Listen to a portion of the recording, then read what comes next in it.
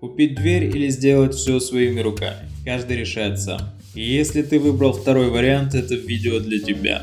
Готовый вариант можешь посмотреть в конце видео. А сейчас приятного просмотра. По сути, это самый простой вариант изготовления филенки, так как нам понадобится в минимуме циркулярка и, конечно, ручной фрезер. Специальные фрезы не понадобятся, обойдемся лишь пазовой прямой. У меня нет высоких требований к изделию, поэтому использую весь накопившийся хлам, склеив его в щиты. Вы же можете поступить проще и купить уже готовый щит. Для коробки, стоек, ригелей подойдет миллиметров 40. А филенку я делал из сантиметровой фанеры. Если вы также не требуете от изделия высокого качества, можно использовать и обычную строганную доску.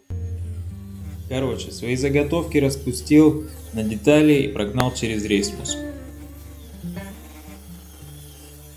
Детали двери торцую под 90 градусов, а коробки под 45. Четверть выбираю на циркулярке и делаю небольшой запас, чтобы затем убрать его фрезером. Это нужно для того, чтобы поменьше шлифовать.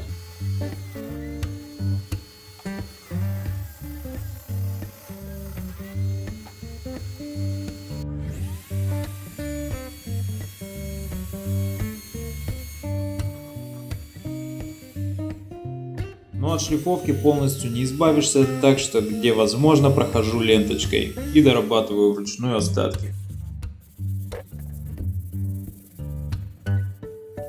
На ригелях делаю паз под филенку шириной 10 мм, как и фанера. Сначала проходим длинные стороны, затем меняем настройки и проходим с торца.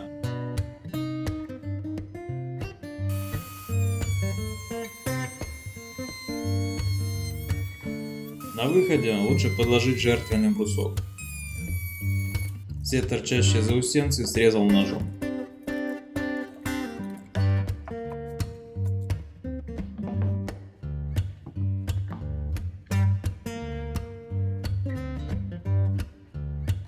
Чтобы дверь была чуть поинтереснее, чем речь ВВП в Новый год, на каждой детали снимаю фаску 2 мм под 45 градусов.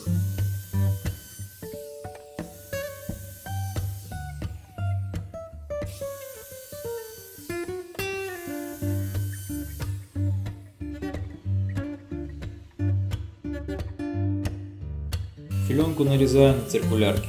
Ее нужно также шлифануть перед тем, как собирать дверь, а то потом придется поработать ручками во внутренних углах. Когда все готово и отшлифовано, собираю дверь.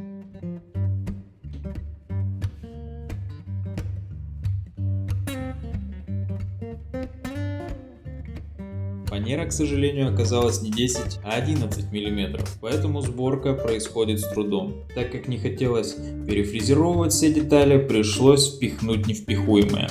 Но и все-таки оказалось так лучше не делать, ибо дверь в одном месте через месяц таки лопнула. Когда стало понятно, что я все-таки смогу собрать так, как есть, все соединения стоек и ригелей промазал клеем.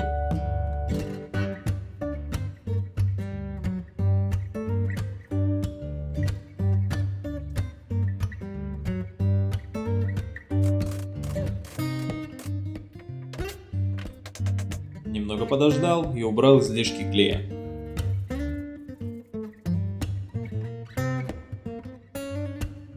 Как всегда, пробочник DeWalt на высоте.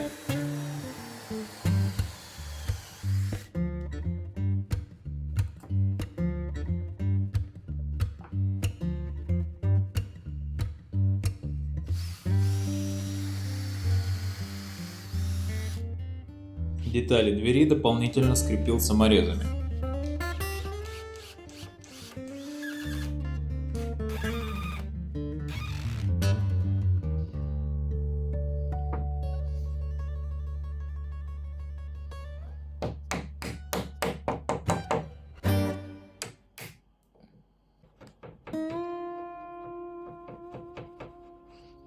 Длинной фрезы у меня нет, поэтому отверстие под замок с ручкой высверливаем пером.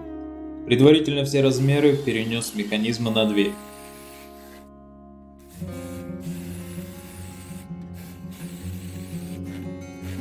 Когда высверлил по максимуму, дорабатываю стамеской.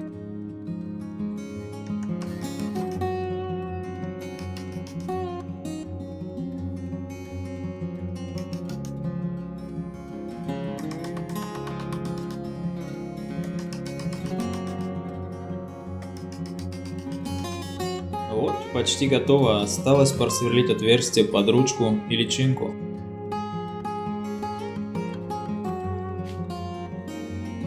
На этом этапе дверь мне показалась уж слишком какой-то простой, решил добавить фрезеровки.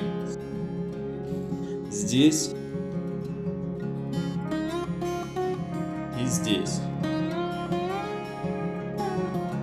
Примерно вот в таком стиле, как на этом столбе. И вот как это было сделано. Разметил, где будет фрезеровка, и фрезером с галтельной фрезой по упору прошелся по всем размеченным местам.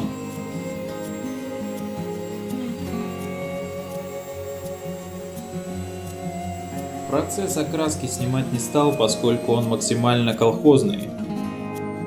Да хотя кого я обманываю, весь проект оказался колхозным, но думаю, кому-то он окажется полезным. Проще всего покрыть маслом, и как работать с маслом на канале уже есть видео, максимально простой способ покраски. Скоро выйдет видео с профессиональной покраской на примере ступеней для лестниц, поэтому подписывайтесь на канал и в комментариях пишите свое мнение. Пока!